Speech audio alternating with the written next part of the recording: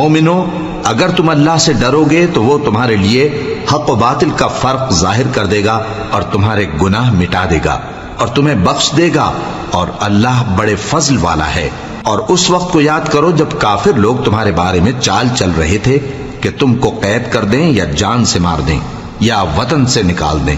تو ادھر تو وہ چال چل رہے تھے اور ادھر اللہ تدبیر کر رہا تھا،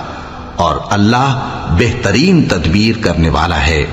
اور جب ان کو ہماری آیتیں پڑھ کر سنائی جاتی ہیں تو کہتے ہیں یہ کلام ہم نے سن لیا ہے، اگر ہم چاہیں تو اسی طرح کا کلام ہم بھی کہہ دیں، اور یہ ہے ہی کیا، صرف اگلے لوگوں کی حکایتیں ہیں۔ اور جب انہوں نے کہا کہ اے اللہ اگر یہ قرآن تیری طرف سے برحق ہے تو ہم پر آسمان سے پتھر برسا یا کوئی اور تکلیف دینے والا عذاب بھیج دے، اور اللہ ایسا نہ تھا کہ جب تک اے پیغمبر تم ان میں تھے انہیں عذاب دیتا، اور نہ ایسا ہے کہ وہ تو بخشش مانگیں اور اللہ انہیں عذاب دے۔ اور اب ان کے لیے کون سی وجہ ہے کہ وہ انہیں عذاب نہ دے، جبکہ وہ مسجد حرام میں نماز پڑھنے سے روکتے ہیں، جبکہ وہ اس مسجد کے متولی بھی نہیں ہیں۔ اس کے متولی تو صرف پرہیزگار ہیں، لیکن ان میں کے اکثر نہیں جانتے۔ اور ان لوگوں کی نماز خانہ کعبہ کے پاس سیٹیاں اور تالیاں بجانے کے سوا کچھ نہ تھی، تو تم جو کفر کرتے تھے اب اس کے بدلے عذاب کا مزہ چکھو۔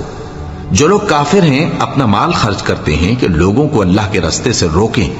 سو ابھی اور خرچ کریں گے، مگر آخر وہ خرچ کرنا ان کے لیے موجب افسوس ہوگا، اور وہ مغلوب ہو جائیں گے، اور کافر لوگ دوزخ کی طرف ہانکے جائیں گے تاکہ اللہ پاک سے ناپاک کو الگ کر دے اور ناپاک کو ایک دوسرے پر رکھ کر ایک ڈھیر بنا دے، پھر اس کو دوزخ میں ڈال دے۔ یہی لوگ خسارہ پانے والے ہیں۔ اے پیغمبر کفار سے کہہ دو کہ اگر وہ اپنے افعال سے باز آ جائیں تو جو ہو چکا وہ انہیں معاف کر دیا جائے گا، اور اگر پھر وہی حرکات کرنے لگیں گے تو اگلے لوگوں کا جو طریقہ جاری ہو چکا ہے وہی ان کے حق میں بھی برتا جائے گا۔ اور ان لوگوں سے لڑتے رہو یہاں تک کہ فتنہ یعنی کفر کا فساد باقی نہ رہے